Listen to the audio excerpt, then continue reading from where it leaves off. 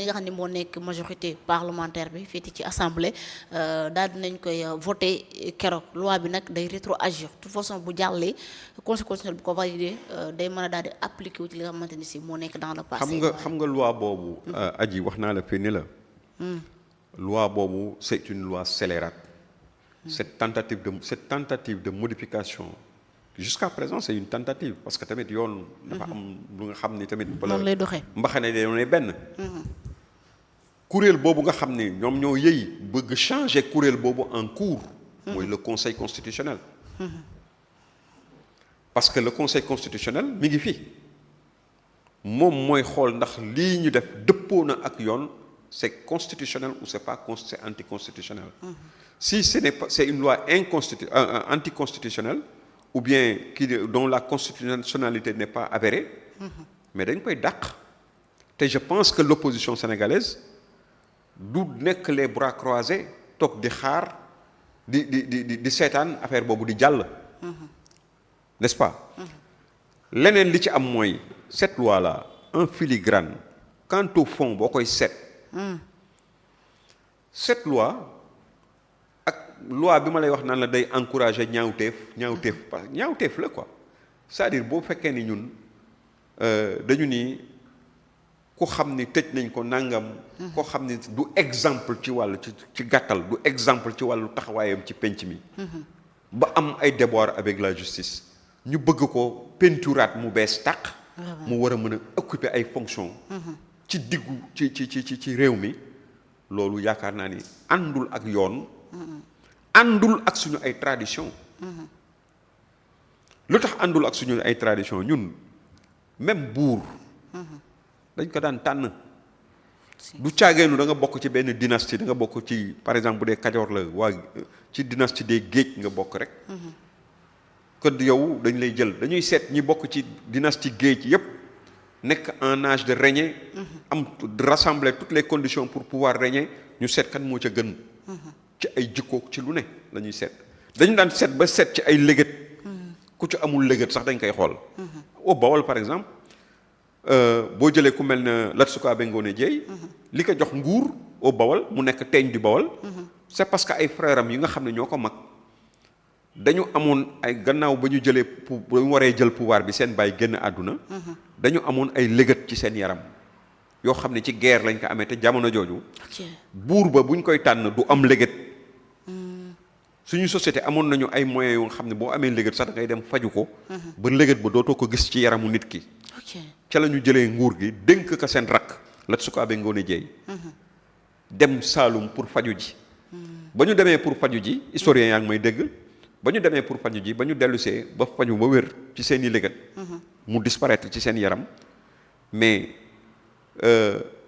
ba ñu ñëwee bëgg jël nguur gi waa Bawol dañoo bañ ne leen Lat Sukaabe Ngoone Jeey mi ngi fii il reste là où il est parce que c'est un roi exemplaire ñun moo ñu doy mu xeex ak ñoom gañe leen noonu la nekkee teeñ di Bawol ensuite doo ko nekk Damel du Kayoor moom rek moo am loolu n'est-ce pas te loolu ay qualité moo tax mu am ko ba muy nekk Damel du Kayoor aussi ay qualité moo tax mu nekk Damel du Kayoor parce que mi ngi nekkoon teeñ di Bawol c'est une digression mais elle est importante c'est important oui bien sûr ba muy nekk teeñ di Bawol moom rek wala boog ñaar lañu nga xam ne dañu nekk teeñ su ma juumulee moom rek moo nekk teeñ ba pare doo ko nekk Damel li ci des ñëpp Damel lañu ba pare doo ko nekk teeñ d'accord moom ba mu nekkee mu dafa dajeek nguuru Damel bu ñuy wax Deccalaw Samba Fall Deccalaw Samba Fall yàlla dal ko silmaxa dal ko bët yi sëgg moom it mu dem di faju ji pour yàgg ca paj ma pour bëtam yi sëgg parce que au début dafa daan négocier ak loolu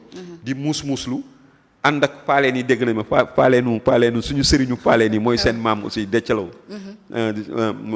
Damel Deccalaw Fall maam la ci maam Cheikh Ibra Fall léegi bi ñu nekkee di maanaam di négocier ci loolu di ci négocier nit di nekk ci wetam su nit ñëwee mu ne kii kat yére bu verte la sol wax déy ko mu ñëw ni ko yow sa mbubb mi verte bi rafet na de nangam ak nangam mais ba mujj gi mënatul dem quoi finalement il est allé se soigner lorsqu'il est allé se soigner mais Lat Sukaabe Ngoone Jeey en a profité pour donner des présents à l'ensemble des dignitaires du Kayor sans cesse ay di dàq ay géttu nag ay géttu ay jur di def ay teraanga ñoom jëwriñ mbul ku ci nekk mu lay neexal ba ñoom ci seen bopp ñu xam ne kii kat am na mën na il est éligible comme Damel du Kayor parce que ci benn côté am il était éligible comme Damel du Kayor aussi. D'accord. ni mu nekkee teeñ di Bawol ñoom ci seen bopp ba sa Déthialaw bu mu yëgee loolu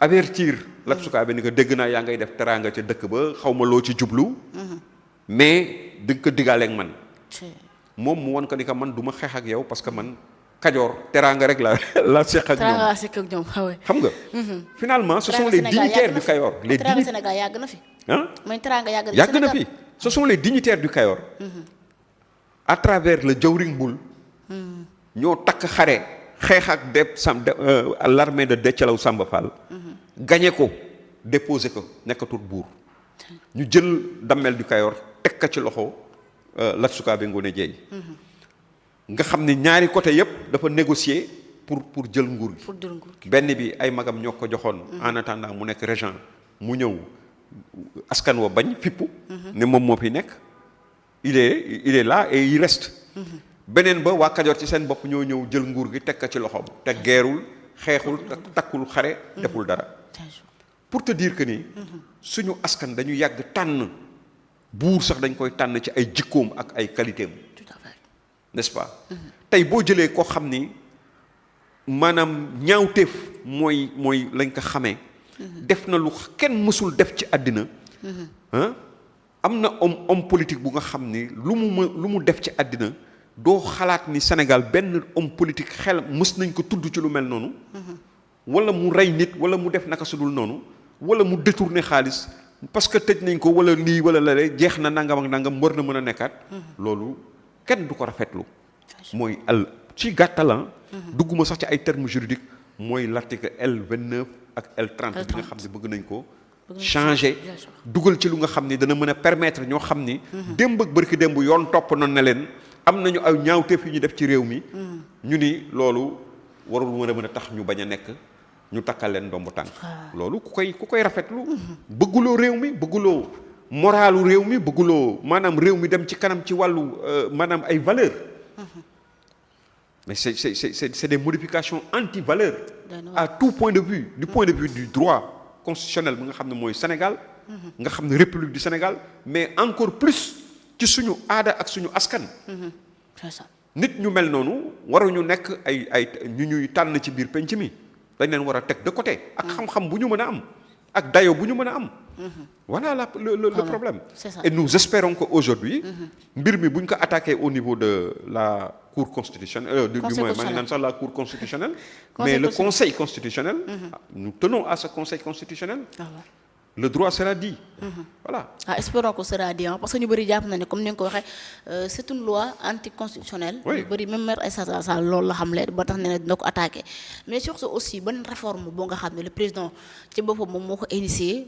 mu nekk ñeel 4 grandes réformes déjà mu nekk ay avant projet de loi yoo xam ni dina ko rek daal di présenter conseil des ministres doog ko yóbbu assemblée nationale mu mel ni ay réforme des partis politiques lay doon parti politique nag réforme mooy que ni foog nga am li nga xamante foog ñu am bulletin unique waaye tamit bokk na ci aussi nga am 3 sièges au minimum bu ko defee nga doog mën a nekk benn parti politique bu ñu reconnaître beneen des mooy que ni ñu changer conseil constitutionnel def ko cour constitutionnel dindi li nga xamante ni moo nekk DGE mu nekk direction générale des élections moo ko doon diriger def fa li nga xamante ni moo nekk CENI léegi CENI kon mooy diriger lépp loo xamante ni si moo daal dem ci wàllu élection ci biir réew mi beneen réforme bu nekk réforme constitutionnelle peut-être mooy jox yeneen privilège nga xamante ni si moo nekk le premier ministre nga xam ne tey moom mën naa toog ci chaise bi nga xam ni le président daan na fa toog mu nekk di présider conseil des ministres alors doyen ñeent réformes yooyu bu ñu ko tegee est-ce que vraiment le Sénégal am na ay problèmes là-dessus yu jar ay réformes ci wàllu woowu noonu.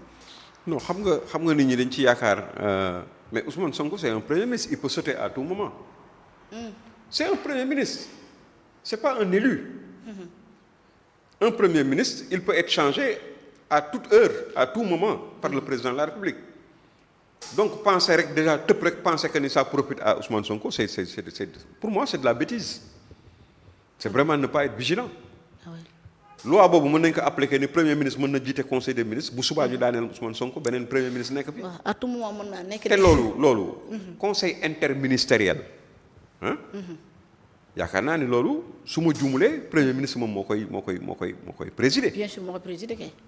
ban différence la am ak conseil des ministres pratiquement amul. loolu cër la rek boo xam ni koo xam ni mooy njiitu ministre yi.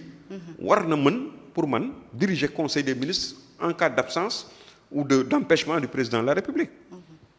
N'est-ce pas? Parce que c'est le chef de l'administration. loolu du en soi du dara. du dara leneen li nga xam ni moom moo am solo.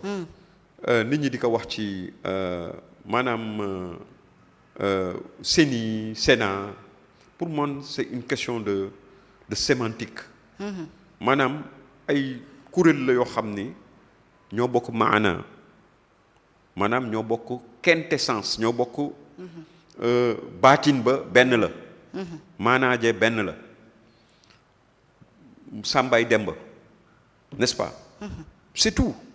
Le problème liy tourné mooy bii dañu ne autonome bii ñu ne indépendant jeex na. amul commission indépendante puis commission autonome. s'orienté wul de. s'orienté wul. xam nga loolu c'est des xam nga mooy li ñuy wax naan des réformettes. qui n'ont aucune valeur boo xam ni fondamentale boo xam ni dafa am lu muy changer complètement ci doxalin bi.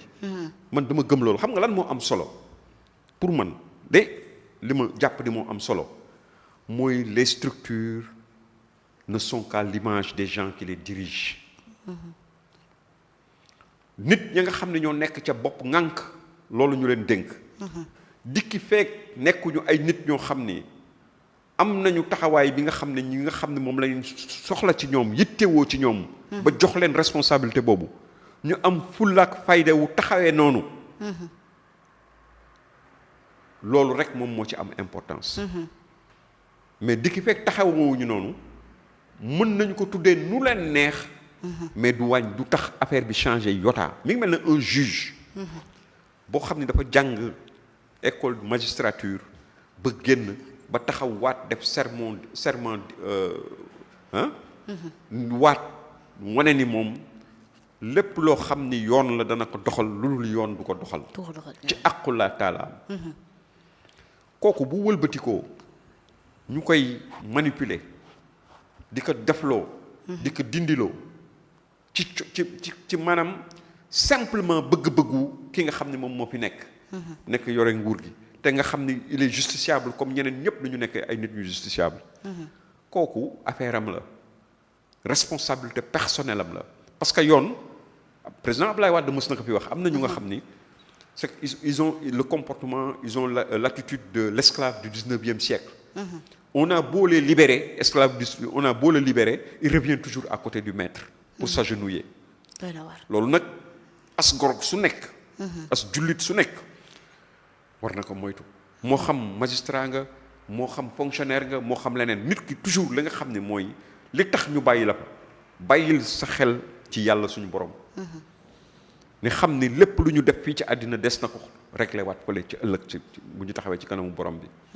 donc pour man ku ñu jël mu nekk nit ku diggu doomu. nit koo xam ni il est à équidistance des chapelles politiques ni ko yow la ñu wóolu ci ni compétition dafa am arbitre nga ci compétition bi. arbitre nag mënut a nekk ku far. on ne peut pas être juge et partie mënuloo yow sa doom di dem tribunal. yow ngay nekk attekat ba. vraiment mënuloo sa frère di nekk tribunal di dem tribunal am ku mu amal problème. yow nga nekk attekat ba. bien sûr mënuloo sa xarit sa soppe. sa koo def ci sa biir xol comme le dit le ministre de l'intérieur. di dem ci compétition nga nekk arbitre ba. loolu mënul nekk. bu saago mu gañe de. loolu waxu dof la mënul nekk. bien sûr loo mën a waat ci àddina loo mën a giñ ci àddina dikk fekk leeral nga ne yow mii diw mii kat man ak moom nii la ñu mel duñ fa nekk di xaar ba nga def njaaxum. ñu naan xamoon nañ ko nangam ak ma ko waxoon naa ko mu gën moom xamoon naa ko. n'est-ce pas donc kuréel yooyu nga xam ne moom la ñu tànn il faut ak lépp lu mën a am mi ngi mel ne parti politique yi ni ñu ko bëgg a élaguer c'est une inquiétude. Tous les Sénégalais sont d'accord que effectivement il y a une sorte c'est pléthorique le nombre de partis politiques dans ce pays. 360 et quelques partis.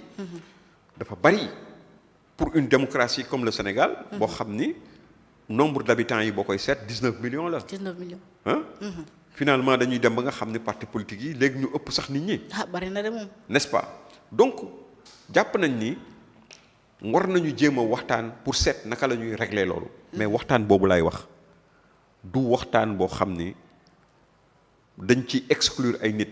landerneau politique bi yépp ñoo war a toog mu am consensus ci seen biir ñu d'accord ay règles yi ni nii ak nii ak nii ak nii la.